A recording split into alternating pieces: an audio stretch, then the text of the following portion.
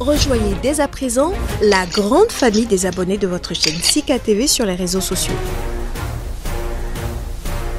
Sika TV, le vrai visage de l'actualité en Afrique, est en direct et en replay sur YouTube.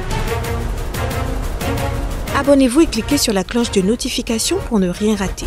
Nous sommes également présents sur Facebook et sur Twitter.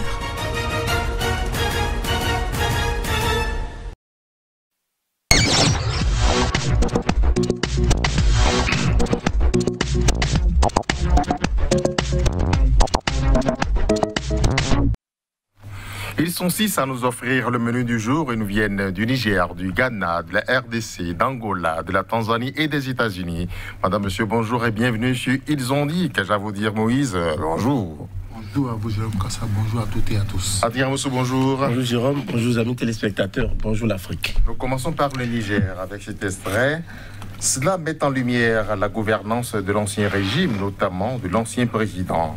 Que les fonctionnaires de l'État puissent mettre la main sur 8 milliards de francs CFA alors que l'école publique est à terre, tout comme le système sanitaire, c'est extrêmement grave et cela prouve qu'il y a un malaise profond au Niger. On sait faire ça si facilement au Niger, Moïse? Mais oui, c'est la réalité africaine. Quand on est au pouvoir, on pense que bon, il faut confondre la caisse publique à ses poches privées. Voilà que déjà, c'est une association de malfaiteurs. Ah, c'est ça. Ce qui est sûr, il y a eu des complicités passives comme des complicités actives. Parce que l'argent qui a été détourné là, on l'a rappelé, on peut utiliser cela pour construire des écoles, on peut construire des marchés. C'est l'argent des contribuables nigériens, mais des gens se sont associés pour détourner. C'est-à-dire que, bon, aujourd'hui, quand les jeunes disent non, on fait de la politique, c'est parce qu'ils ont vu que quand on va en politique, tout est permis. Parce qu'on ne peut pas vous mettre à la tête d'un État et vous permettez de pareils comportements. Parce que directement, c'est l'ancien président qui est visé. Parce qu'il a permis cela. Il ne peut pas dire qu'il ne savait pas que ça s'est passé, puisque 8 milliards, ce n'est pas 800 francs. C'est beaucoup d'argent. Donc, cette somme a été destinée à construire peut-être des infrastructures pour toute la communauté, mais des individus. Et ce qui fait mal, vous allez voir, ceux qui ont détourné l'argent, c'est au temps du président, c'est ceux qui pavanaient dans les rues, ceux qui vivaient dans un luxe insolent. Mais ils ne savaient pas, parce que si ils avaient su qu'ils allaient quitter un jour le pouvoir, ils auraient effacé les traces. Mais c'est dommage pour l'Afrique. Les PTF envoient de l'argent pour que nous puissions développer notre pays, mais les gens préfèrent développer leur famille, les gens préfèrent agrandir leur portefeuille. Malheureusement, ça rattrape un jour. 8 milliards, c'est pas petit, Adrien. Il faut bien tomber des nues à voir les conditions dans lesquelles on nous a pourtant dit que le président sortant a bien géré la République. En demandant. Et vous vous rappelez que j'ai toujours été contre cette promotion ou cette distinction de Mo Ibrahim. Parce là que on doit pouvoir tenir compte de ces gens de gestion en Afrique. Dans la plupart des cas, si les élections s'organisent dans les conditions idoines, de transparence. Et après avoir débattu de tous ces scandales-là, ce n'est pas évident que les chefs d'État et d'État soient reconduits automatiquement. Et justement, c'est ça qu'il est question. Parce qu'à la fin de mandat, vous devez faire un bilan, présenter un bilan au peuple. Comment vous avez géré sur le plan social, sur le plan économique, des finances, ainsi de suite, ainsi de suite. Bon, l'un dans l'autre, on se croit tout permis dans la plupart des États africains, pourvu qu'on a su les arrières, 100 ans, et son départ proche. Et vous n'êtes pas non plus surpris que c'est à dessein qu'on a tout fait pour que le successeur appartienne également au camp et au clan. Ah, c'est fait exprès. Ah, mais c'est vrai. Il a été élu, non, Adrien? Mais il a été élu, mais quand même, vous êtes en Afrique. Souvent, pour gagner les élections, hein, oh là là. C'est pas compliqué, vous voulez dire? Pas du tout compliqué. Je vous l'ai souvent dit. Ayez un droit de regard sur la commission, sur la Sénat ou la CENI. Un droit de regard sur le Conseil constitutionnel, ou la Cour constitutionnelle. Le jeu est fait. Une structure organise. Une autre vient proclamer. Et on dit qu'une fois que cette institution a proclamé, c'est fini ça. Cela s'impose à vous. Maintenant, même les recours ne prospèrent pas souvent en Afrique. Donc vous aurez tout compris. Autant de choses qui confortent déjà en amont celui qui gère et qui sait qu'il doit partir. La seule préoccupation, le seul souci est de savoir positionner ce dauphin-là. qui saura quand même fermer les vannes, user de rafistolage parfois quand il le faut. Bazoum a dormi, vous voulez dire? Il n'a pas dormi. Il n'a pas dormi. Mais attendez voir comment est-ce que on va conduire ce dossier-là. Parce que ça aurait été sous d'autres cieux. Ah, ce président serait interpellé. Ah oui, il serait interpellé. Venir répondre de 8 milliards. Moïse l'a dit tantôt, 8 milliards. Ce n'est pas 800, ce n'est pas 8 000 francs. C'est 8 milliards, a-t-on dit environ. Alors là, vous voyez bien ce que ça peut faire. Et avoir le Niger, oh là là, la paupérisation, hein, elle vaut ce qu'elle vaut, elle est ce qu'elle est dans ce pays-là. On aurait pu, avec cette somme-là, construire des hôpitaux, d'autres centres de santé dans les localités les plus reculées, créer des centres sociaux pour aller à la rescousse de ceux-là qui meurent de faim, qui sont tous dans les tentations au quotidien. Le social, promouvoir le social. Mais tel n'a pas été le cas, c'est regrettable. On peut dire aide de deux pour le Niger, après le matériel et le militaire par le passé. C'est pas fini. C'est 32 milliards et demi. Hein. Non, c'est pas fini. Donc ils ont fait la peine le quart maintenant, qui régresse. C'est pas fini. Il y en a d'autres. Vous savez, quand les gens sont au pouvoir, ils ne pensent jamais à l'après-pouvoir. Mais je dis cette erreur-là, c'est pourquoi parfois j'accuse l'opposition africaine. L'opposition africaine doit normalement infiltrer les structures d'État pour suivre le régime en place. Si l'opposition avait infiltré, par exemple, le ministère de la Défense, le ministère des Finances, le ministère du Travail, on aurait su qu'il y a des gens qui ont été placés pour siphonner les caisses de l'État. Donc, c'est parce que ça va créer des problèmes de règlement de compte. Malheureusement, nous sommes en Afrique, le président ne peut pas comparaître. Non, le président ne peut pas comparaître. Pourquoi? Qui va l'inviter à comparaître? Devant quelle justice? On n'est pas en la Mauritanie? Non, on n'est pas... Non. Ça, c'est des exceptions. C'est des exceptions. Ça peut commencer? Ça peut commencer, d'accord, mais vous savez, dès que ça va commencer au Niger, les autres présidents vont interférer. Parce que si vous réussissez, ça peut arriver chez nous. Donc, faisons attention. Ça veut dire quoi? Que en Afrique, on n'est pas prêt de finir avec la corruption. On n'est pas prêt de finir avec la prévarication, parce que quand les gens viennent au pouvoir, en réalité, aujourd'hui, les jeunes ont envie de faire la politique, parce que dans la politique, il y a de l'argent. Dans la politique, vous pouvez dire 8 milliards.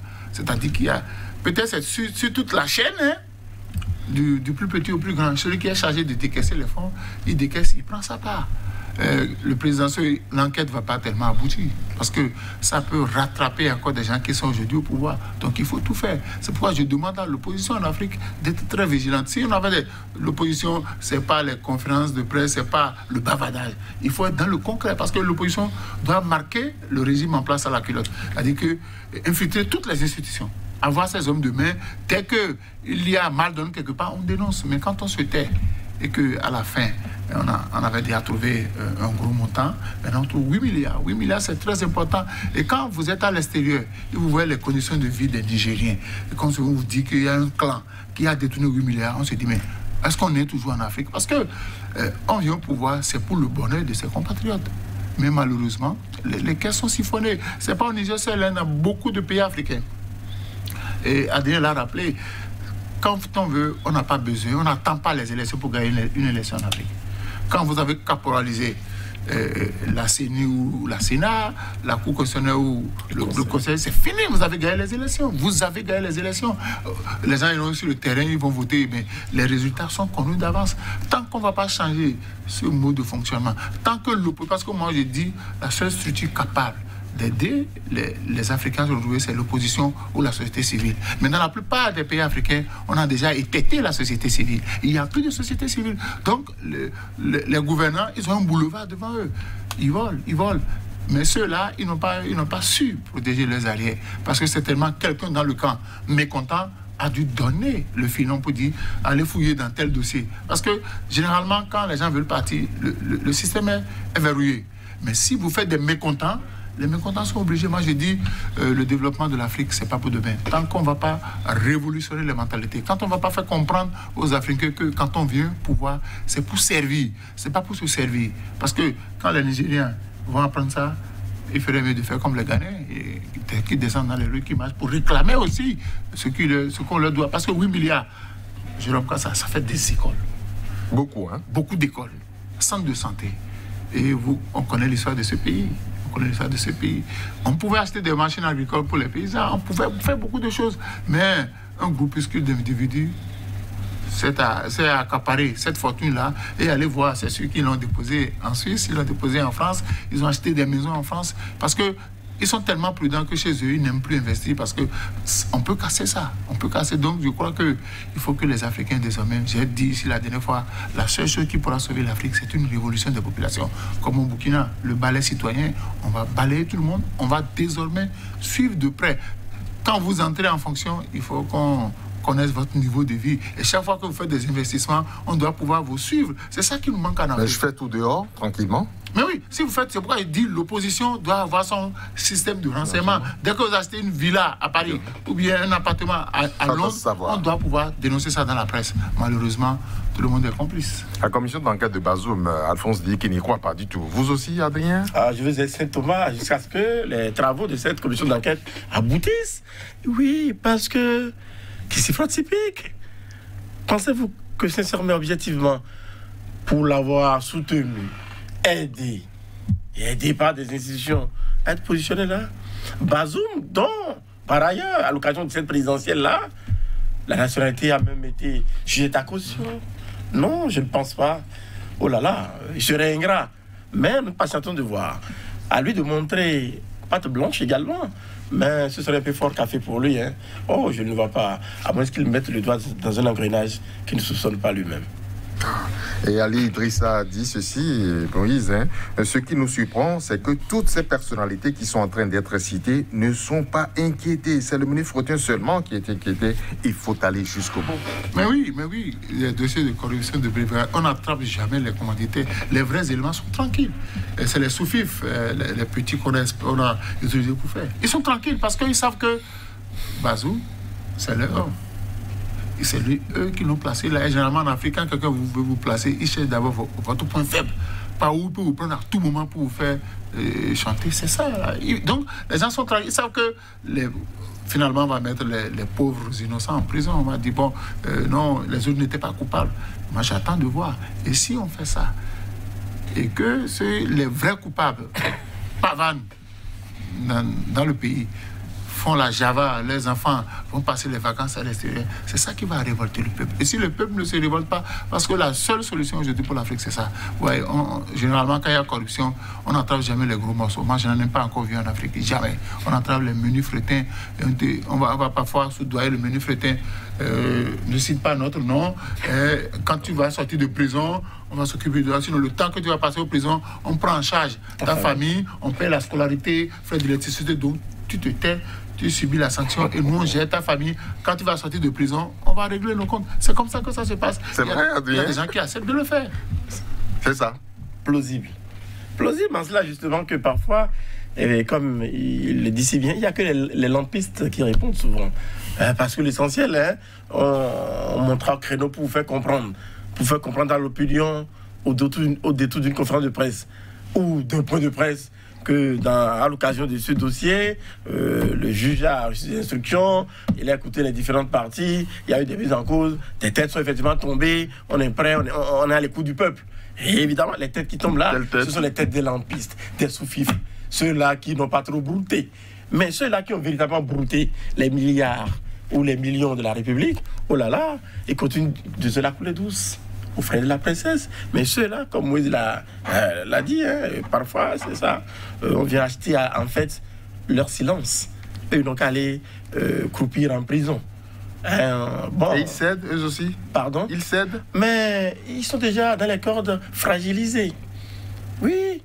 Oui, viens avec moi. Mais il y a certains, il y a quelques rares cas. Il y a quelques rares cas où, effectivement, certains, ils bottent en touche et ils dénoncent. Mais encore que, il faut être fort mentalement et moralement pour dénoncer parce que le système risque de te broyer davantage. Attention à le faire devant le juge, à moins qu'il n'ait reçu d'instruction, au lieu de camper de 4 ans de prison. Oh là là, il faut avoir chance pour ne pas avoir la perpète. Et oui, autant de paramètres dont il faut tenir compte parfois. Parce que lorsqu'on veut bien acheter son silence, évidemment moyennant sous cap espèce sonnante et trébuchante pour entretenir ta petite famille, tes enfants, quand toi tu seras déjà à l'intérieur de la prison. et que, bon, on te convainc de ce qu'on va s'arranger pour te coller ne serait-ce que, 2 ou 3 ans de prison, et que tu veux faire le Django à dénoncer les gros patrons, les gros bonnets, attention, on risque de multiplier ou de quadrupler ta peine de prison. Donc, parler, crier, c'est fini pour le cas de Niger, c'est ça, vous voulez dire, Moïse? C'est fini. L'argent est parti. L'argent est parti, c'est fini. Parce que ce qu'on a arrêté, c'est tellement qu'ils ont contribué à cela. Et quand on va leur faire des propositions alléchantes, on dit c'est 2 ans, on va s'entendre avec le juge, tu as 2 ans, le reste, quand tu vas sortir, on va régler ton compte. Il est obligé parce que parfois, même en dénonçant, vous voyez ce qu'on fait des journalistes.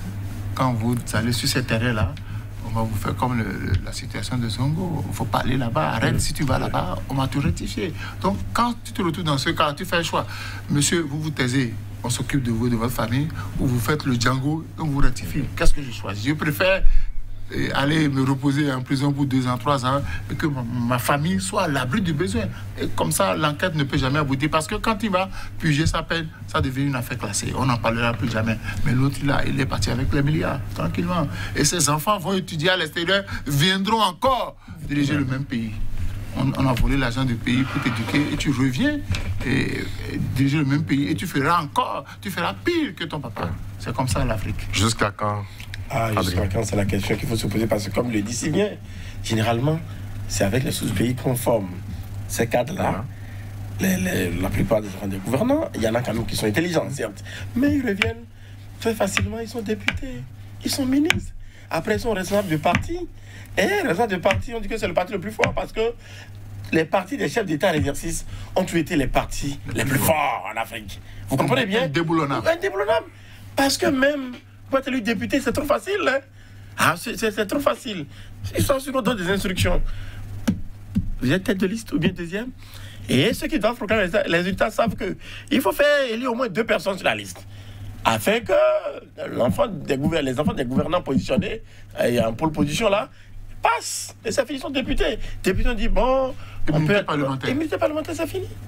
Vive la République. Voilà, tout va. En tout cas. Nous passons maintenant en Angola avec ceci, Adrien. La transaction via la holding XM Energy, qui appartenait au mari d'Isabel Dos Santos, s'est déroulée selon des conditions anti-économiques et à des prix non conformes au marché. Saltant pour les fils de président, peut-on dire? José Eduardo Dos Santos doit regretter d'avoir vraiment tout le pouvoir. Parce que, à la veille de son départ, si on lui avait posé la question de savoir si les arrières étaient bien assurés, il vous répondrait qu'il n'y a pas de doute à se faire là-dessus. Mais vous avez vu, oui, quelquefois également, il y a des successeurs, entre guillemets, fous. Des successeurs qui n'ont rien à cirer de l'amitié, de la proximité, de la promotion dont ils ont bénéficié. Et le président angolais, depuis quelques années, il nettoie véritablement les écuries d'Augias. Et il a commencé par là où on devrait commencer. Comment subitement ceux-là qui, au terme des luttes révolutionnaires, vous savez que l'Angola était le MPLA à l'époque, avec l'Agostino Neto, un parti où quand même des casques ont lutté pour l'indépendance. Et vous succédez, ça finit, sous prétexte que, vous avez le vent en poupe, vous êtes révolutionnaire, vous avez vu toute une cabégie dans la République, concussion, la prévarication, des détournements. Parce que, mais à se demander si la plupart des enfants des chefs d'État, subitement, par quelle alchimie deviennent si riches. On ne peut pas se l'expliquer. Normalement, dans ces pays-là, non, les enfants du président ne devaient pas avoir ces fortunes-là dont on nous parle. Vous savez bien que la fille dont on parle, son mari est décédé récemment, non? Mais c'était tout un empire financier. Mais vous comprenez bien qu'il faut bien que les Angolais, comme on l'a fait au Nigeria, ce me semble, dans le cas d'Abacha ou nos présidents là, qu'on essaie de voir clair dans cela et qu'on rapatrie purement et simplement les fonds dans les caisses de l'État angolais. Moïse? Moi, je crois que je vais tirer chapeau au consortium international des journalistes qui regroupe 36 médias qui ont fait l'enquête. Ça devait dire que désormais, dans les autres pays africains, il faut que les journalistes jouent convenablement leur rôle. Voilà, on ne le fait pas assez. Oui, non, parce que c'est affaire de courage. C'est vrai que Dos Santos, en partant, ne savait pas. Vraiment pas. Que que son successeur allait lui créer tous les problèmes de ce monde. Tu m'as aidé à conquérir le pouvoir, je ne te connais plus. Parce qu'il a vu en lui un homme sérieux qui pourrait... Non seulement sérieux, mais quand vous constatez que l'argent de l'État se trouve dans les poches de quelqu'un, alors que vous avez besoin de cet argent-là pour développer le pays, mais vous allez le chercher. Vous allez le chercher. Et il faut se donner tous les moyens. Ouais. Ibeka, on a vu, son fils qui était député, on a fait yo-yo avec l'argent du contribuable malien. C'est comme ça les enfants des présidents africains, ils oublient. Mais il faut qu'un fou, comme on dit, il faut que désormais nous élisions à la tête de nos pays des fous qui vont aider l'État à ramener dans le giron national tout ce qui a été indûment perçu. On l'a nommé à la tête d'une société en 2016. Et puis, il s'est fait immensément d'argent. On l'accuse de corruption massive. Corruption massive, ça veut dire que si on fouille encore, il y a des dossiers. Donc, il faudrait que... Le Portugal l'attend également. On va finir de régler son compte ici. Donc, aujourd'hui, je demande au président actuel d'Angola de se faire bien protéger. Parce que vous savez, quand ça arrive comme ça, c'est que vous mettez le pied... là, il ne faut pas mettre dans l'étrier. Et quand vous commencez pas à toucher des intérêts comme ça, dans ces pays, c'est un pays de guerre. C'est un pays de guerre où les âmes circulent. Donc, on peut déjà susciter encore des rébellions pour lui rendre la vie difficile parce qu'il est en train de frapper fort. Ah, je ne t'ai pas ramené là pour que tu commences par ma famille. Donc, je crois que c'est un exemple qu'il est en train de donner aux pays africains. Quand on vous a élu, vous oubliez votre parrain et vous jouez le rôle. Parce que c'est... Je suis sûr que ce n'est pas elle seule, il y a d'autres personnes proches du régime, comme ce qu'on est en train de faire au Niger. Il faut que ça arrive. Parce que l'Afrique, les Africains sont riches, mais leurs pays sont pauvres. C'est ça qui est un peu compliqué. Elle dit qu'une seule personne siphonne les caisses de l'État. Et là, elle dit que c'est un tissu de mensonges. On lui en veut pour ça. Des journalistes vont faire des investigations et concluent que vous avez détourné de l'argent. Vous avez été accusé de corruption massive et vous dites la réponse qu'elle donne, non, qu'elle laisse la justice aller au bout de ces enquêtes. Il faudrait que le président aussi résiste aux pressions, parce que c'est toujours le copinage au niveau des présidents africains. On va commencer par passer des coups de fil. Non, attention, c'est la fille de ton. Non, il faut qu'il aille jusqu'au bout et que les enfants des présidents... Il a tout d'un fou, ce monsieur. Hein? Mais oui, Adrien l'a rappelé, il faut un fou à la tête de nos États pour récupérer dans cette... Mais ce qui s'est passé, qu'on appelle en Guinée équatoriale, bon, là, ça ne va pas aboutir, puisque ça ne va pas encore pouvoir. On va ramener les biens, on va vendre, et l'argent retourne à la caisse de l'État. S'il veut reprendre, il va reprendre. Donc là, c'est... Moi, je ne suis pas convaincu, mais ici, il faut qu'ils récupèrent les sous et que les Angolais se disent désormais, quel que soit le poste de responsabilité que j'occupe, je ne dois pas toucher aux deniers publics. Parce que si ce président-là, il va au bout de ce dossier et qu'il frappe fort, je crois que désormais, les Angolais auront peur de toucher aux deniers publics. Et je voudrais que ça soit le même cas dans les pays africains. Parce que vous voyez, quand quelqu'un est élu président, ses enfants, c'est fini. On a vu en Afrique ici des enfants de présidents brûlés des billets de 10 000 francs pour chercher une pièce de 100 francs. Président, nous on souffre et voilà ce qui se passe. Donc désormais, il faut que ça soit clair. Vous êtes président, dites à vos enfants de faire attention, d'éviter la gabégie, de ne pas distraire les fonds. Bon, est-ce que papa va dire qu'il ne savait pas, puisque papa l'a nommé à la tête d'une société où elle a fait ses affaires. Et ça se passe comme ça, sous les yeux de papa, sous les yeux des populations. On a en Angola un tiers de la population qui vit sous le seuil de pauvreté. Oui, voilà pourquoi nous avons dit que nous avons de sérieux problèmes avec nos dirigeants, ceux-là qui, a priori, devraient quand même aider ces populations à sortir de l'état avancé de paupérisation dans lequel elles se trouvent. Mais malheureusement, pour les Angolais, si le président veut d'un autre mandat, c'est vrai, comme le dit si bien Moïse, non seulement il va lui falloir se protéger, et c'est de ça qu'il est question. On pourrait chercher à tenter à sa vie, on ne sait jamais. Ah oui, parce que lui, là, il est dans le vrai, là. Et vous n'êtes pas sans savoir que, non loin de l'Angola, dans d'autres pays également, où il y a un chef d'État qui est passé de Viatripa il y a quelques mois, et là également, à sa mort, si vous avez vu, on a listé les membres de sa famille qui détiennent les gros postes de responsabilité dans ce pays-là, avec des sociétés d'État. Pas même de clans. Oh, justement. Oh, mais la famille élargie ne fait que s'enrichir. Voilà pourquoi c'est l'une des raisons pour lesquelles il ne fallait pas qu'un comité de transition pris les rênes du pouvoir dans ce pays-là, le Tchad, pour ne pas le nommer. Justement, au lendemain de la mort du président Idriss Déby, il fallait voir la ribambelle, tous ceux-là, des directeurs de CI, directeurs techniques de CI, et les grosses sociétés où il y a la manne financière, ce sont ces sociétés-là que dirigent ce clan, les membres de ce clan-là. Allez-vous poser des questions. Pendant ce temps, ça vivote au niveau des Tchadiens. Et Dos Santos ne pipe mot, Moïse, ça veut dire quoi? Non, il va dire quoi? La réalité est là. C'est une enquête et les conclusions sont là. Apparemment, il savait déjà que sa fille faisait yo-yo avec l'argent. Il ne pouvait pas dire. Il ne pouvait pas dire. Qu'est-ce qu'il va dire? Il ne peut pas interférer dans les affaires de la justice. Parce que s'il interfère, attention, lui-même, on risque de fouiller. De fouiller dans la poubelle pour voir si... Donc il a été gentil de le laisser lui le père, c'est ça? Mais oui. Sinon... Non, sinon que c'est même déjà fouillé et qu'on détient déjà les conclusions. Donc, s'il monte au créneau pour vouloir défendre sa fille, mais on va lui sortir ses casseroles. Justement. Donc, certainement, de deux mots, il faut choisir le moindre. Il se calme pour dire, bon, si je parle là, on risque d'exposer aussi mon dessous. Donc, il est tranquille. C'est comme ça parce qu'elle ne peut pas détourner l'argent. Elle ne peut pas faire ce qu'elle a fait là sans que son père ne soit informé. Dans tous les pays, il y a les services de renseignement qui ont toutes les informations. Papa a laissé faire. Parce que papa se dit, bon, peut-être quand je serai à la retraite, ces fonds-là vont servir à m'entretenir. Malheureusement, celui qui est là, il a besoin d'argent. Parce que quand vous laissez faire les PTF, vous regardez.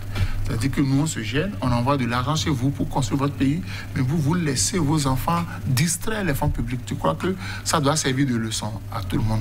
Tous les Africains, moi, j'aime ces gens de présidents-là qui viennent. J'espère qu'il ne va pas faire ça pour endormir le peuple et en dessous lui aussi.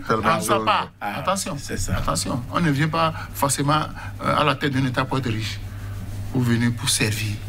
Vous venez pour servir, contentez-vous de votre salaire, faites le travail pour lequel vous avez été élu et le peuple vous sera reconnaissant. Un dauphin atypique, on peut le dire, Adrien. Oui, en fait, des dauphins atypiques, ça l'est. Et vivement des dauphins du genre pour l'Afrique, pour les pays africains. Nous sommes en RDC maintenant avec l'Église catholique qui est caillassée, carrément. Nous désapprouvons fermement les actes ainsi que leurs conséquences et invitons tous les fidèles catholiques à rester extrêmement vigilants. Moïse. Mais dans ce pays, nous connaissons le poids de l'Église catholique. Ça ne date pas de maintenant. Elle est puissante. Depuis Mobutu. Voilà une Église, quand elle décide de parler, elle parle. C'est ça le rôle d'une Église. L'Église doit pouvoir dénoncer l'injustice. Et au Congo, quand l'Église parle, c'est parole d'évangile. Et parfois, ça dérange. Mais on ne peut pas empêcher l'Église de parler. Or, l'Église, moi j'aime les prêtres, parce que le prêtre enseigne la vérité. Et le prêtre n'a pas de parti pris. Le prêtre, souvent, on accuse l'Église d'être souvent du côté de l'opposition. Non, l'Église fait partie de la société civile. Et la société civile a pour rôle d'éveiller les consciences. Donc, quand la société politique échoue, le rôle est désormais dévolu à l'Église catholique. Et dans la plupart de ces pays-là, c'est l'Église catholique à elle seule qui fait office de société civile. Je crois que on a déjà vu ça partout. Vous avez vu au Mali, c'est un imam qui a conduit la troupe pour dire non, il y en a marre. Et en RDC, l'Église a toujours veillé au grain. Et je demande qu'on ne cherche pas les peaux sur la tête d'un chauve. Parce que je dis, quand l'Église parle, écoutez l'Église. L'Église, quel intérêt l'Église a à mentir? Si on menace l'Église, c'est dangereux. Vous savez, l'Église catholique est tellement organisée que, parce que le Vatican, c'est déjà un État, et vous ne pouvez pas attaquer une Église dans un pays et croire que le Vatican va vous soutenir. Si ce qui est dit, ce qui est fait est normal. Pourquoi on ne veut pas ailleurs? On aurait appelé l'Église, on aurait discuté. Parce que l'Église ne parle pas pour parler. Et moi, je crois que dans ce pays, quand vous suivez un peu l'histoire depuis Mobutu, chaque fois quand ça ne va pas, l'Église tape du poing sur la place. C'est pas aujourd'hui. Et tu sais qui va dire le contraire. Pourquoi veut-on d'un religieux à la tête de la CENI dans ce pays précisément, Adrien? Bon, la question, il faut bien la poser à ceux-là qui ont intérêt à ce que ce soit ainsi, parce que c'est vrai que forcément, on n'a pas besoin de religieux à la tête de ces genres de commissions, mais à connaître, à se rappeler l'histoire de ce pays-là. Les religieux redoutent en fait ce qui s'est passé l'autre fois. L'autre fois, c'était quoi? À l'occasion de l'élection présidentielle, vous savez bien quand même qu'il y a eu quelque part Ça sentit un peu le coup. Un mal élu, c'est ça? Bon, je ne dis pas, je vais user d'euphémisme, quoi. Bon, la question que nous continuons de nous poser, de savoir s'il n'y a pas eu, bon, un gentleman agreement pour que, bon, on choisisse le moins de mal à la tête de la République, parce qu'on s'est dit que si, bon, l'autre là passait, oh là là, on pourrait avoir chaud, vous avez vu. Donc, en fait, c'est ça que j'ai le président actuel. Et il a intérêt à ce que cette situation-là se calme. Parce que, in fine, on retiendra. Il sera dit que c'est dans la perspective d'une élection présidentielle pour laquelle il est partant à scruter, à décrypter ses propos, pour laquelle il est partant et qu'il tiendrait à gagner forcément, et coûte que coûte, qu'il y a tout ce branle-bas. Parce qu'en dessous, ah oui, c'est la guerre des intérêts. C'est la guerre des intérêts. Et si tant que c'est l'Église qui est dans la posture qui vaille, mais tant qu'à faire, allons-y. Permettons quand même à l'Église de jouer le rôle qui a toujours été Qui lui tire dessus? Pardon? Qui lui tire dessus? Ah, moi on vous dira que ce ne sont pas les partisans du pouvoir. Mais attention. Clairement. Ah oui, parce que il y a différentes composantes de la société qui désormais, bon, ne voient pas d'un bon œil le fait que ce soit l'Église souvent qui prenne le devant. Mais voilà que, selon la tradition, l'Église a toujours joué un rôle prépondérant. Il s'avère que c'est maintenant que les autres s'éveillent et se réveillent. Ce n'est pas évident qu'il rattrape encore l'Église par rapport à cet élan qu'il a pris. Et Moïse le soulignait tantôt. L'Église a toujours été du côté de la vérité des pauvres et des opprimés. Vous convenez alors qu'à l'occasion de ces débats-là, l'Église, les responsables de l'Église puissent véritablement monter au créneau pour dire ce qui est. Parce que la plupart du temps, lorsqu'on dit aujourd'hui que c'est faux, demain, on découvre la vérité, mais c'est trop tard. Et la guerre, Moïse, c'est entre les évangéliques et les catholiques et les protestants d'un côté. Les évangéliques sont issus, les évangéliques font partie des protestants. Donc là aussi déjà... Non, les protestants et les catholiques. Ils devaient se mettre ensemble. Non, en réalité, l'Église catholique a montré de quoi elle est capable. Vous avez vu la série des conférences nationales en Afrique, les gens disaient que ce soit des prêtres qui dirigent, qui soient à la tête du bureau du président de la conférence nationale. Parce qu'on se dit, voilà des gens qui sont sans parti pris. Voilà des gens qui peuvent faire le travail. Maintenant, vous savez, parfois, les hommes politiques manipulent les églises. Disons les choses clairement. Dans les pays où l'église catholique prend les devants pour dénoncer, les hommes politiques suscitent d'autres églises pour aller à l'encontre. On a déjà vu ça plusieurs fois. C'est le cas? Oui, on en a déjà vu plusieurs fois. Vous dites, bon, parce qu'on dit, vous êtes les seuls, comme vous êtes tous religieux, attaquez-le. Attaquez-le. Mais l'église catholique est restée inébranlable. La force de l'église catholique, il n'y a pas plusieurs branches. Quand vous rentrez chez les protestants, vous avez les protestants méthodistes, vous avez les presbytériens, vous avez les évangéliques, vous avez les luthériens. Donc il y a plusieurs courants philosophiques au sein des protestants. Donc il y a un problème de leadership. Sinon, écoutez, l'Église promeut la vérité. L'Église est du côté des pauvres. Normalement, les trois devaient se mettre ensemble pour mener un même combat.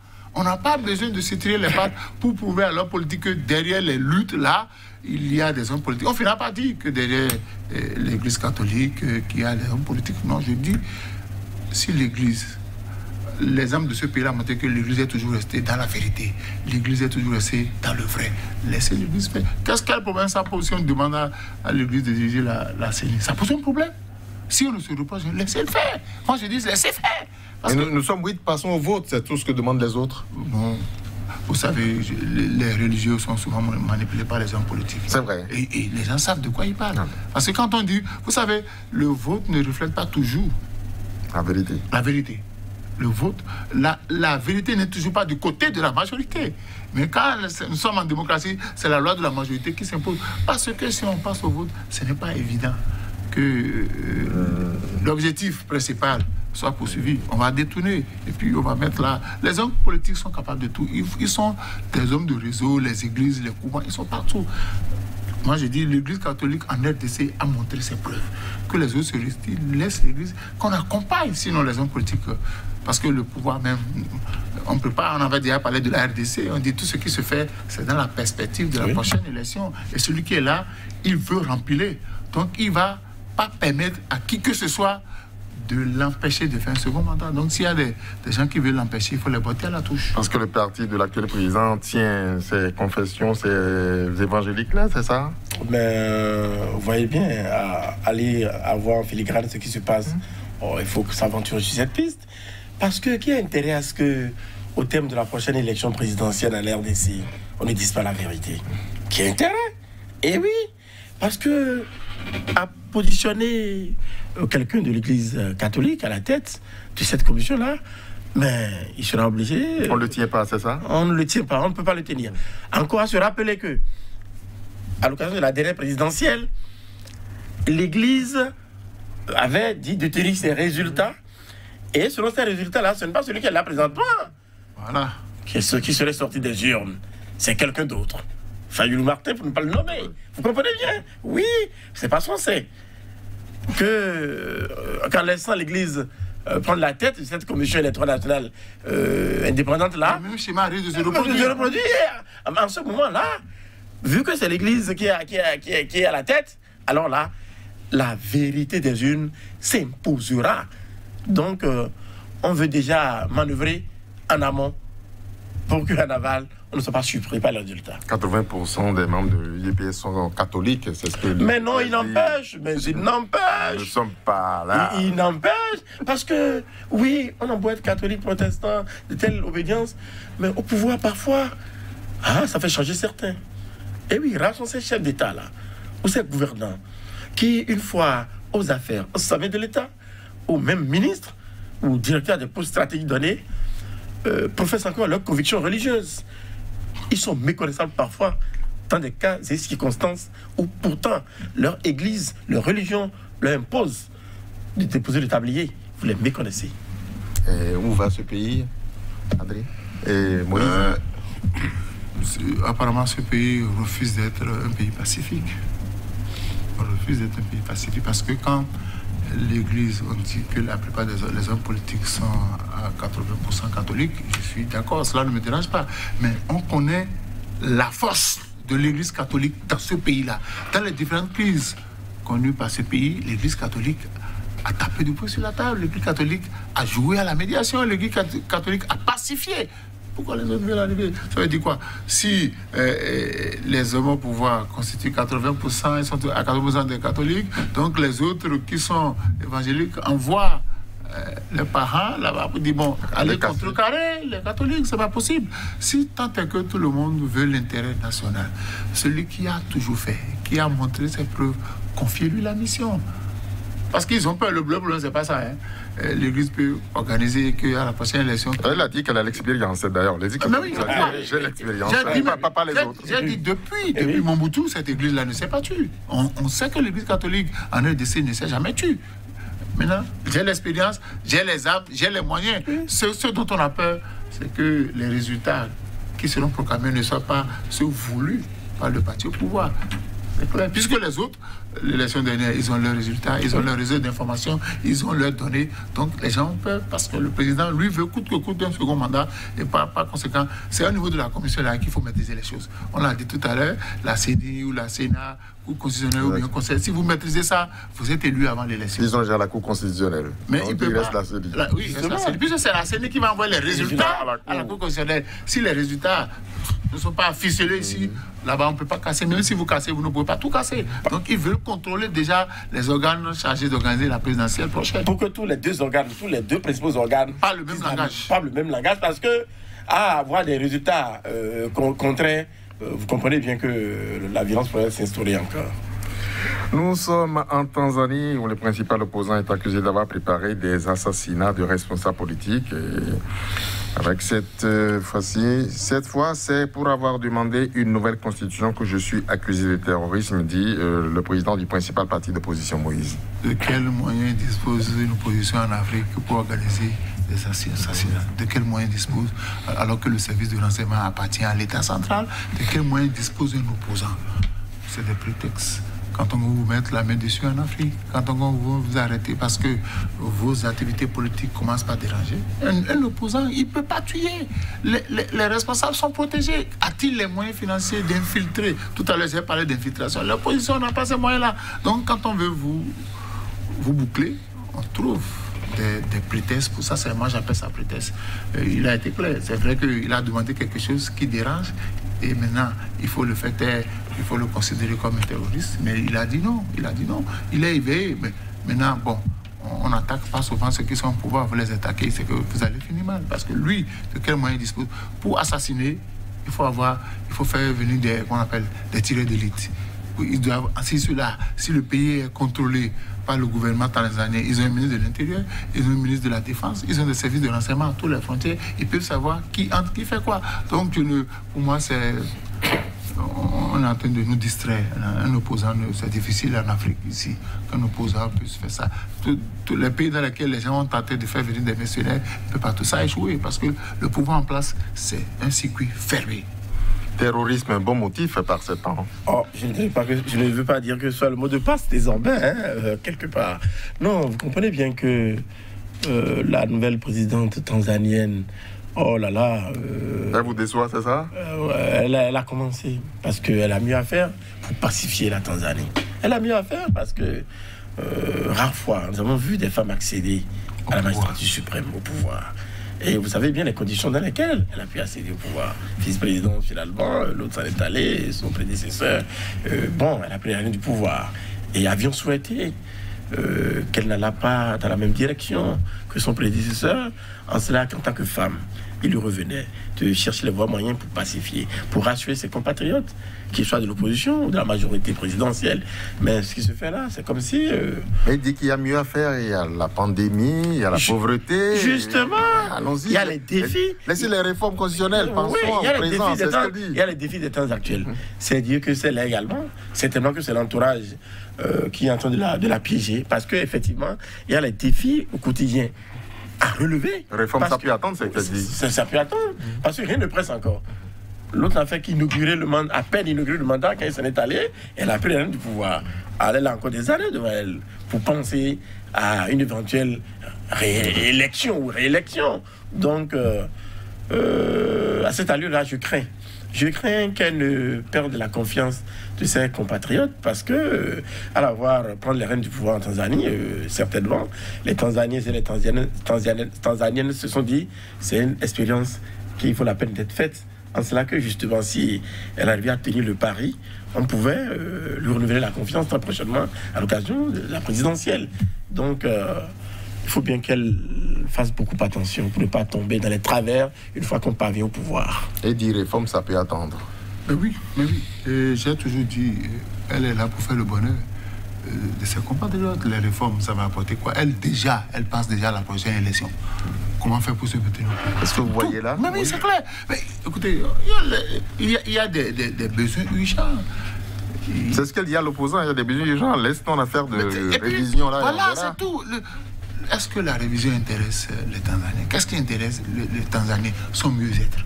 Je veux aller à l'école. Je veux avoir le marché. Je veux être heureux. Je veux avoir 2 repas par jour. Est-ce que les réformes politiques permettront aux Tanzaniens de vivre mieux? Elle est là, qu'elle fasse le bonheur. Si vous avez bien géré, si vous avez bien dirigé vos compatriotes, si vous avez fait le bonheur de la majorité, pourquoi ne pas vous reconduire votre mandat? Après, elle vient, elle passe aux réformes politiques. Elle dit qu'elle, déjà, elle est venue pour faire... C'est pas sa faute, hein. Elle se trouve avec des requins. Quand vous vous trouvez avec des requins, c'est les requins qui vous dites. Alors on dit, madame fait ci, madame fait ça. Parce qu'elle ne s'attendait pas à prendre le pouvoir. Le pouvoir lui est tombé comme une manne céleste. Donc aujourd'hui, on dit, bon, on va t'encadrer, on va t'aider à gérer. Et elle est sans personnalité alors? Non, en politique, c'est pas question de personnalité, c'est la guerre des intérêts. C'est la guerre des intérêts. Elle s'est retrouvée à un niveau où elle n'a jamais... C'était pas prévu qu'elle se retrouvât là, mais elle est venue là. Ok, on va t'aider à gérer. Tu fais comme ceci parce que tu n'as pas l'expérience politique. C'est tout. Elle est téléguidée. Malheureusement, elle devait déjà penser à ses compatriotes. Parce que quelque part, elle connaît la façon de vivre. Elle connaît les difficultés socio-économiques de son pays. Le levier sur lequel elle devait appuyer, c'était ça. Régler les difficultés socio-économiques et laisser les réformes. Quand on va rendre les gens heureux, quand on va satisfaire aux volontés des citoyens, quand nous irons aux urnes, ils vont nous redonner leur confiance pour dire « Madame, vous avez bien travaillé, on vous reconduit ». Mais si déjà elle arpente le circuit des réformes, tout le monde comprend que c'est pour la prochaine élection. Les présidents africains, quand ils viennent au pouvoir, on pense déjà au prochain mandat. On pense au prochain mandat, on ne pense pas à ce pourquoi on a été élu. Que dois-je faire pour que j'ai un second mandat? Quitte à moi d'écraser tout le monde, quitte à moi d'affamer davantage mes compatriotes. Mais moi, je pense au second mandat. Amnesty International parle d'arrestation plutôt politique. Adrien. Oui, pourquoi voulez-vous que nous prenions le contre-pied de cela? C'est de ça qu'il s'agit. Parce que si les caciques du parti de la présidente avaient été fin de vin ou médium, en ce sens que quand se rendant à l'évidence, qu'en lisant les lignes pour savoir que l'autre mourrait et qu'elle prendrait le pouvoir, elle ne serait pas positionnée en tant que vice-présidente. En cela que n'ayant pas été préparée à la charge, on s'était dit, bon, ce devrait être un poste de figurant. Mais finalement, on dit souvent qu'il n'y a que Dieu qui maîtrise le futur de tout un chacun. Donc, elle est arrivée là, bon, les Anglais disent by accident. Maintenant, à elle, normalement, de véritablement convaincre parce qu'elle fait. Parce qu'on parle des droits de l'homme dans ce pays-là. Les droits de l'homme sont violés et ont été suffisamment violés par son prédécesseur. En cela même qu'elle est, on dira, qu'elle est même complice parce qu'elle appartient à ce parti-là. Vous comprenez bien? Il lui revenait de détendre l'atmosphère. Il lui revenait de tout faire pour pacifier les choses comme elles devaient l'être, mais à s'engouffrer là, dans ce qui se passe là, ne sont pas certains qu'elle puisse à la fin avoir un bon résultat ou être crédité d'un bon résultat. Donc elle a intérêt à changer de fusil d'épaule avant qu'il soit trop tard pour elle, parce que à y prendre garde. À l'intérieur même de son clan ou de son camp, les gens pourraient éventuellement avoir des idées, une révolution de palais. Bon, si elle ne prenait pas par là, on peut quand même essayer de la fragiliser davantage, parce que en vous poussant en tant que personnage, en tant qu'autorité, première autorité qui plus est, à aller vers des abus ou à commettre des erreurs, on vous fragilise, et c'est au dernier moment que vous vous rendez à l'évidence que vous avez été tout le temps piégé. Mais au moment où il faut faire volte-face, c'est trop tard. Et pourquoi la place des meilleures places des prisonniers, des opposants en Afrique, est-elle toujours en prison? Elle ne peut pas détonner et elle doit chanter la même chanson que les autres. Parce que Monsieur en liberté, vous faites quoi? Il parle? Vous avez votre pouvoir? Vous savez, il y a des personnes, il y a de vrais leaders. Et quand ils parlent, tout le monde suit. Ça prend. Ça prend. La mayonnaise prend, mais ça dérange. On dit, lui, il faut le mettre au cachot. Là-bas, c'est bon. Donc, en réalité, c'est pas sa faute. Adrien l'a rappelé, elle n'était pas préparée à gérer le pouvoir. D'autres lognaient déjà le pouvoir. Maintenant que tu es là, c'est une femme. On va lui dicter la loi. Et elle est obligée, à un moment donné, de s'y conformer. Ou carrément elle démissionne. Et là encore, c'est un autre problème. Parce que maintenant, si elle démissionne, on pourrait lui trouver rapidement des casseroles. Parce que vous sortez du couvent, vous allez vendre les secrets du couvent, mais vous restez dans le couvent, vous allez jusqu'à la fin. Ce qui est sûr, certainement que cette réforme-là était déjà pensée. Et mais quand elle est arrivée, on dit maintenant, on va aller là-bas. C'est pas bon. Il faut le laisser, parce que dans un pays, l'opposition, les critiques devraient aider les gouvernants à améliorer. Pourquoi elle l'enfaible les gens? C'est une mère. C'est une mère. La femme a l'instinct maternel quand même. L'instinct maternel. La femme au pouvoir devrait faire mieux que les hommes. Parce qu'on vous a mis là, vous êtes une mère, vous devez comprendre la souffrance d'une personne que vous jetez en prison, la souffrance de ses enfants. Mais elle embouche la même tempête que les autres. Je crois qu'elle ferait mieux de faire attention, parce qu'on ne sait pas ce que le pouvoir vous réserve, surtout que vous n'avez pas été préparé et que vous avez été parachuté à la tête d'un État qui avait déjà des difficultés. Les populations l'observent. Parce que là, en Afrique, quand moi, on a dit que c'est une femme, je me suis dit, Dieu a enfin exaucé ma prière. La femme va démontrer qu'une femme peut mieux gérer. Mais malheureusement, elle s'est coffrée aussi. Elle s'est coffrée. Elle n'a pas le choix. Elle n'a pas le choix. Nous sommes au Ghana où les citoyens dénoncent la vie chère dans les rues. Ils investissent les rues pour dire qu'ils ne sont pas contents. Adrien, ils ont dit quoi? Récemment, le président a dû se rendre à Bruxelles, à Paris, en Afrique du Sud. Nous avons un jet présidentiel pour ce genre de déplacement, mais le président a dépensé une somme faramineuse pour louer un jet privé avec une douche et une chambre à bord. Nous subissons les effets du Covid sur l'économie, sur nos vies. Comment justifier une telle dépense? Dans le même temps, les gens sont obligés de se serrer la ceinture, sacrée ceinture, Adrien. Ce sont toutes ces choses qui expliquent la grogne sociale de la situation qui va de pire en pire. En début de second mandat, je crois que le président ghanéen doit faire beaucoup attention. Il ne faudrait pas qu'il fasse regretter aux Ghanéens qui lui ont renouvelé leur confiance le choix qu'ils ont porté sur sa personne il y a quelques mois. Il est sur le chemin? Ah oui, parce que si que c'est vérifié, tout ce qui se dit là, quand même, ça fait froid dans le dos quand même. Pour un pays comme le Ghana, c'est vrai que, bon, le Ghana quand même s'en sort plus ou moins mieux que d'autres pays africains, mais ce n'est pas une raison, parce que tout ça, c'est trop pour le Ghana. Les charges, vous n'êtes pas sans savoir, ce n'est pas de ses poches, ou de sa poche qu'on paiera tout ça. C'est l'État ghanéen, ce sont les contribuables ghanéens qui vont payer tout ça. Donc, vous comprenez bien qu'on aurait pu voyager autrement. Vous voyez bien, avec toute la commodité pratiquement à bord. Alors là, pendant ce temps, ça chauffe là, dans les capitales ou dans les localités ghanéennes où les populations n'en pouvant plus sont en train de donner de la voix. Donc, mais fort heureusement que là-bas, elles ont pu marcher pour se faire entendre.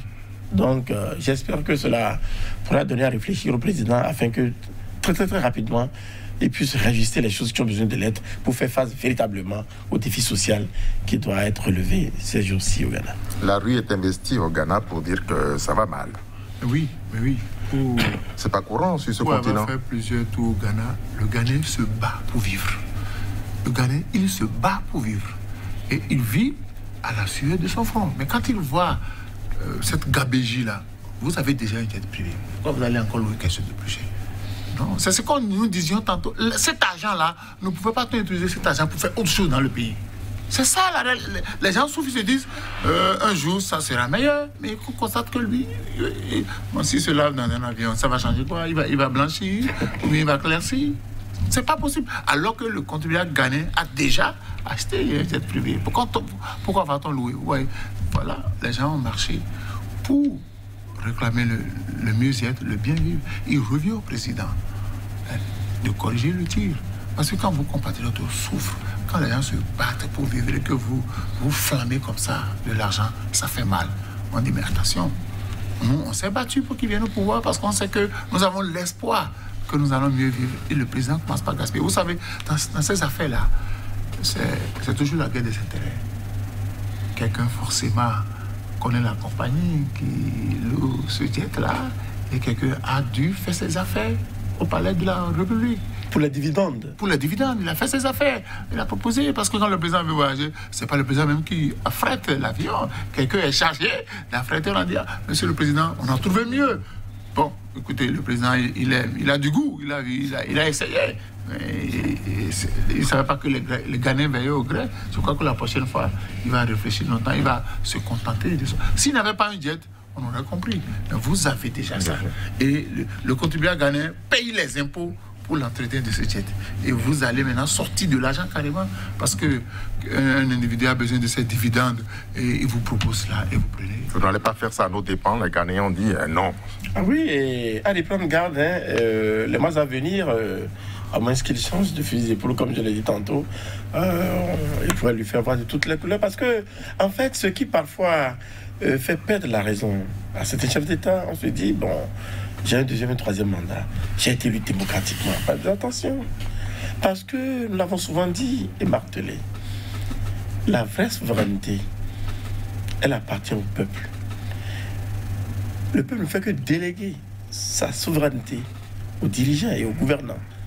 Mais sur le continent africain, souvent, la plupart des chefs d'État se prévalent de ce que, pour avoir été élus dans les urnes, et les gens savent comment tout le temps, ou la plupart du temps, on vient se gargariser et dire que on a été élu démocratiquement, que la souveraineté du peuple, mais ce n'est pas de ça. Parce que à chaque fois, c'est comme une convention signée avec le peuple. Et oui, et le peuple peut être prêt à tout moment. Vous retirez normalement le contrat que vous avez signé. Oui, c'est un contrat, l'histoire du contrat. Bon, je ne le trouvais pas pour autant, c'est la lagmatique, mais c'est un contrat tout de même. Et à un moment donné, voilà pourquoi il est recommandé d'aller périodiquement aux urnes ou d'aller consulter le peuple afin qu'il puisse à nouveau dire si oui ou non. Il vous renouvelle le contrat, il vous renouvelle le mandat. Mais non, ce ne doit pas laisser passer ou un blanc-seing pour tout faire au nom de ce peuple-là et contre ce peuple, justement. Et Moïse l'a dit tantôt, c'est pas heureux qu'on y ait de cette façon. On a bâti le peuple ce faisant. Oui, on a bâti le peuple. Est-ce que c'est à bâtir le peuple? Non, on n'a bâti pas le peuple. C'est parce que on compte après également sur les âmes et sur les forces de l'ordre pour mater le peuple. Et parfois, le peuple ayant peur est obligé d'abord de laisser faire. Mais il arrive des moments où, n'en pouvant plus, le peuple est obligé de descendre véritablement dans la rue. Vous avez quelqu'un a dû vendre la mèche, hein, c'est quelqu'un du système qui a tout mis dehors. Justement, c'est pour dire quoi? C'est mauvais signe, c'est pas bon présage. En cela que certainement, quoi qu'étant du système, celui-là n'est pas du tout content de ce qui se passe. C'est ça, Moïse. Mais oui, en réalité, c'est ça. Quelqu'un du système qui a dit, ça c'est pas bon, il a vendu la mèche. Tout à l'heure, nous avons vu dans un sujet où on a parlé de 8 milliards. Ça veut dire que quelqu'un du système n'est pas content de ce qu'on fait. Il dit, ah non, moi je vais dénoncer. Et ouais, les Ghanais, on ne les a pas empêchés de s'exprimer. Ils ont sorti tous les mots, hein, c'était fort. Tu ne peux pas me frapper et m'interdire de pleurer. Le Ghanais, il souffre, il cherche l'argent. Parce qu'il n'entend pas grand-chose de l'État, mais il constate que lui, on l'oblige à payer les impôts. Maintenant, on prend... je me demande si le président s'est véritablement lavé dans le jet privé. Je crois que le président, il doit rendre compte. Ou carrément, la meilleure chose à faire, c'est de rembourser à l'État ghanéen cet argent. Il sort ça de sa propre poche, ou bien il demande aux démarcheurs, ou bien aux loueurs du jet privé pour dire mon peuple n'est pas content, il faut que je restitue, sinon on va mettre la main. C'est la différence entre les pays anglophones et les pays francophones. En pays francophone, d'abord, on ne va pas laisser le peuple faire, mais on va chercher qui a donné la lettre. La fuite est partie d'où? C'est là qu'on va régler le problème. Pourtant, c'est vrai, on dit non, qui c'est qui a donné la lettre? Mais le président vous a dit, si la peut-être il va monter au créneau, présenter ses excuses pour s'expliquer. Le Ghanéen ne veut pas grand-chose. Le président s'explique et qu'il prenne l'engagement de rembourser. C'est simple, hein, parce que nous, on t'a déjà acheté ton jet privé. Qu'il y ait de tout, qu'il n'y ait pas de tout, ce n'est pas ton problème. Utilise ce qu'on t'a donné. Donc, il faut que, c'est ce que je dis, la société civile, les journalistes, les hommes politiques qui ne sont pas contents de la façon dont le denier public est utilisé, doit pouvoir dénoncer ça, doit pouvoir filer l'information à quelqu'un capable de dénoncer. Sinon, si on se tait, c'est au départ du président qu'on va voir qu'il avait fait des trous. Et le Parlement ghanéen devait avoir de la matière là. Eh oui, et le Parlement ghanéen devrait avoir de la matière. Il faut quand même une commission, un pouvoir clair. C'est clair. Un pouvoir clair là-dedans. Au gouvernement. Ah oui, c'est ça en fait. Il faut interpeller l'intendant du palais. C'est lui qui gère les finances au palais. Il faut interpeller qui le Parlement est là pour ça. Chacun doit répondre de ses actes. Un mot rapide, là, nous sommes aux États-Unis avec ce harceleur en chef. Hein.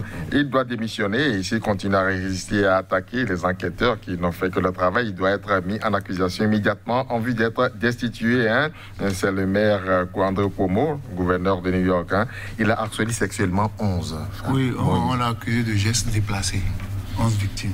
Vous savez ce qu'on appelle geste déplacé? C'est-à-dire que c'est tellement que les secrétaires, les femmes passent là, ils les tapent les fesses, ils les tapotent les fesses, ils touchent les seins. C'est vous y connaissez, Moïse? Expliquez-nous un peu comment ça se passe. Les hommes politiques, c'est comme ça. C'est leur vice. C'est leur vice. Parce que, bon, je suis là, toutes les femmes de mon administration m'appartiennent parce que j'ai la possibilité de les révoquer, j'ai la possibilité de les renvoyer. Et ceux qui ont besoin de cet emploi-là pour vivre cèdent. Ceux qui ont quand même certaine moralité refusent. On peut négocier cette affaire, non? On ne négocie pas, vous n'êtes pas là pour négocier, vous avez votre femme, vous laissez les gens travailler. Vous laissez les gens travailler. C'est ce que vous voulez négocier au lieu de faire ça? Ah non, vous savez, il y a des gens que j'appelle obsédés sexuels. Dès que ça passe devant eux et qu'il y a des fesses qui bougent dans une robe, ils doivent toucher à ça. C'est une maladie, quoi. 11 pour lui seul, il n'y a plus qu'à teinter la pudeur. Vous savez que aux États-Unis... ça ne pardonne pas. Ça ne pardonne pas, parce que ça peut vous faire, ça peut vous amener à perdre. Allez poser la question oui. avec l'État. Ah oui, votre emploi. Ah oui, donc ça ne pardonne pas. C'est plus qu'une atteinte à la pudeur et espérons qu'il y a plus de peur que de mal pour lui, parce que si l'affaire doit être portée loin, il risque de subir. Mais il a refusé de démissionner. Ah non, attendez voir. Si sous la pression, il finira par... Mais son administration a encore menacé une des victimes qui a parlé. Qui a parlé. Trafic d'influence. Son propre camp l'accuse. Il dit on n'est pas content de toi. Justement, mais son administration le protège. C'est comme ça. Hey, les hommes, sacrés hommes, jusqu'à quand? Moïse, vous n'êtes pas de l'effectif, c'est sûr. Je vous dis merci d'avoir été là. Adrien aussi. Madame, monsieur, merci. On se retrouve bientôt.